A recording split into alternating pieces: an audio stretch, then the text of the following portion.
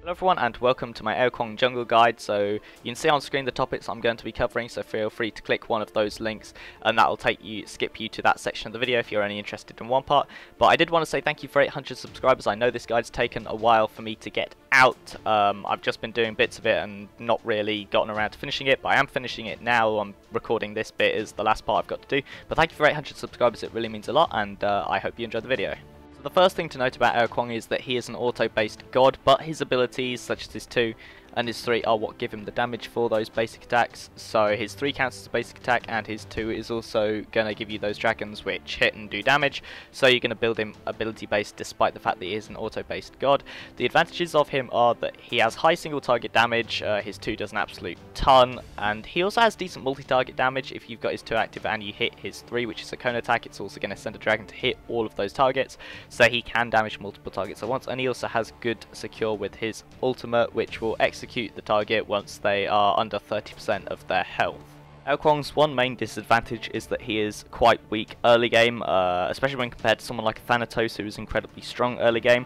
However, most games do go to that mid to late game phase, and that late game phase is really where Ao Kuang starts to shine. That's why you don't see Thanatos played all that much, because most teams don't play for the early game, because as I said, most games do go to that mid to late game phase, especially when you're watching the SPL, so I wouldn't worry too much about his weak early game, but it is something to bear in mind. So now onto how to build Ao Kuang. So the starting items you're going to get are Bumba's Mask, Tiny Trinket, which is level 1 Bancroft's Talon, a healing potion and a mana potion. Now you are going to have 60 gold left over, and you can save that. That's probably what I'd recommend doing, or you can get an extra health potion or an extra mana potion if you want. An alternative start you could do is to get level 1 shoes and then get level 1 of an active, say purification beads or blink. And I'd probably recommend going with the tiny trinket over that, because it does give you some lifesteal and also 20 magical power, I believe. Yeah, 20 magical power.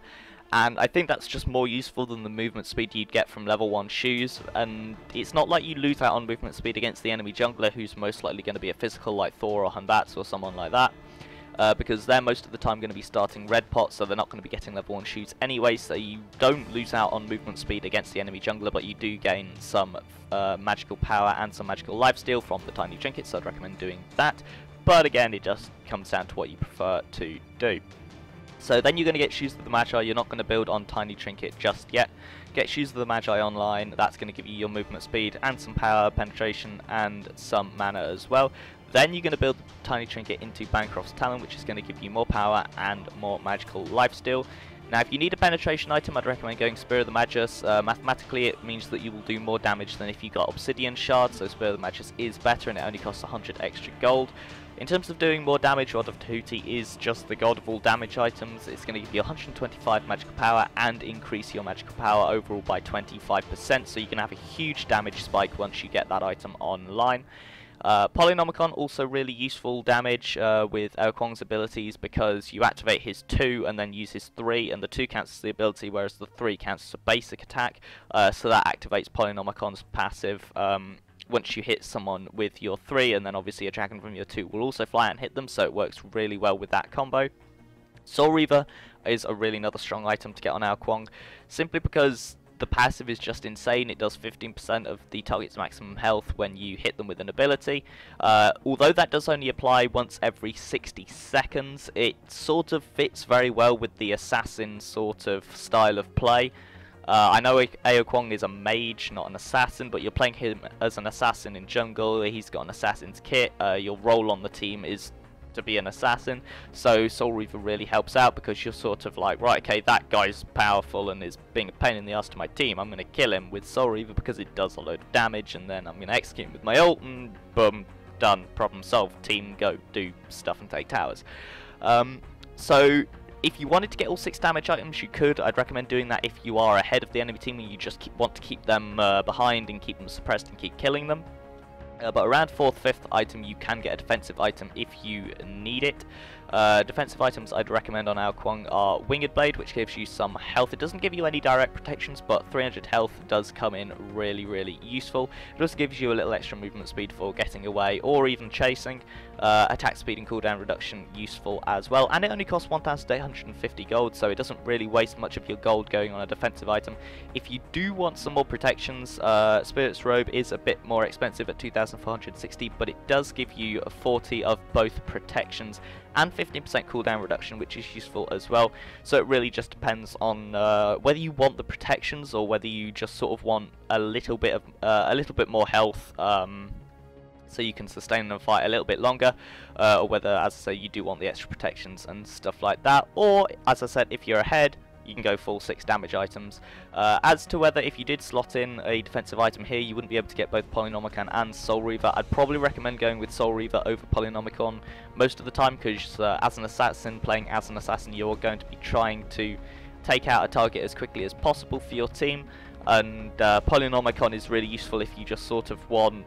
It doesn't do as much damage, but it does it more often, so it really just sort of depends on what you feel you need in the situation, but most of the time Soul Reaver will be the better option.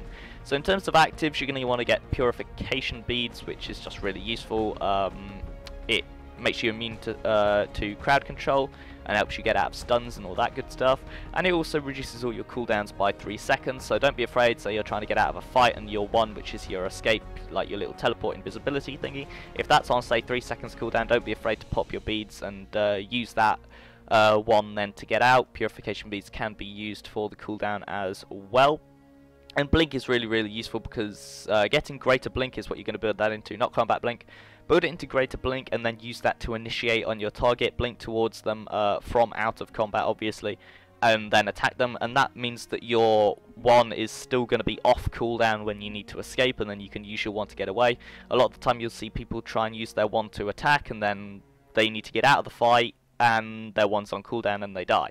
So using Blink just stops that happening.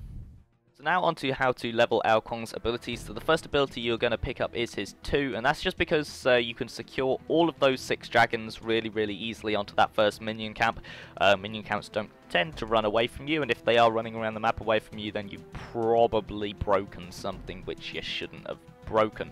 But anyway, so after that you're going to start putting levels into his 3. His 3 is what you're going to max first, because that's just... His 2 does more damage, but his 3 is way easier to secure. You've got to get 3 hits from the dragons, which is 3 auto attacks, in order to do the same amount of damage with his 2 as you would get in 1 burst from his 3. So it's just way easier to secure. The 2 is just much riskier and not worth it. So you're going to max his 3 first. Around level 4 you're going to get his escape. Just put 1 level into that, and then you're going to ignore that until much later on, once you've maxed his 2 and his 3, which is main damaging abilities. Level 5, put a level into your ult, and then again you're going to leave that. Now I know you're probably saying, oh, why do you leave his ult for so long? And that's because his execute threshold of 30% is his main sort of feature of his ult, and that doesn't change throughout all the levels of his ult. That stays the same. And I know the heal changes, but the heal is really only useful for sort of sustaining in team fights, which is not what an assassin is there to do. You're sort of there to dive in, do damage and get out, so that's really not worth the extra levels that you could be spending on your 2 and your 3 to get way more damage than if you were putting it into his ultimate. And again, for his 1, it's his escape. As with all assassins, I know Ao Kuang's a mage, not an assassin, but you play him as an assassin, so his escape is just your last priority. It's really not useful other than to put 1 level into it and use it as an escape. Some people say that it does a load of damage, well, just nowhere near as much as your 2 and your 3. And you shouldn't be really using it for damage anyway, because, as I said, it's his escape. It's used for getting away when things go really badly.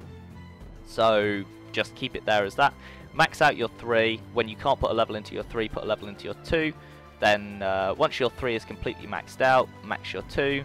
Put levels into your ultimate until you can't do any more after that.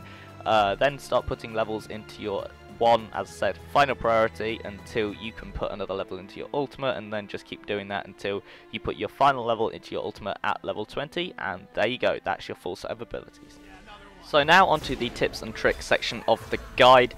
Now the first tip I want to give you guys is that you don't always have to ult. In this clip I could have ulted Ra, but there was no way he could get away, especially because he got really unlucky and his own Ymir walled him off, and there was no need to ult here, so don't just spam your ult and waste it just because that little X is flashing over the target. You can just kill them normally, don't be afraid to do that.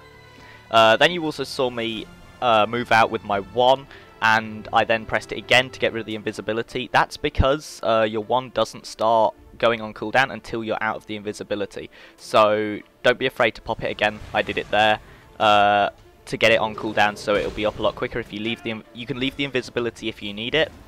But that does mean that it'll take a long time to start the cooldown counter.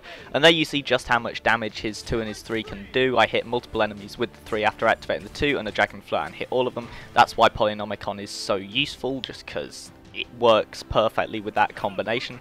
And then I was able, because I didn't use the ult on the first target, even though they were low, I used normal abilities to kill them. I was then able to use the ult to secure the final kill.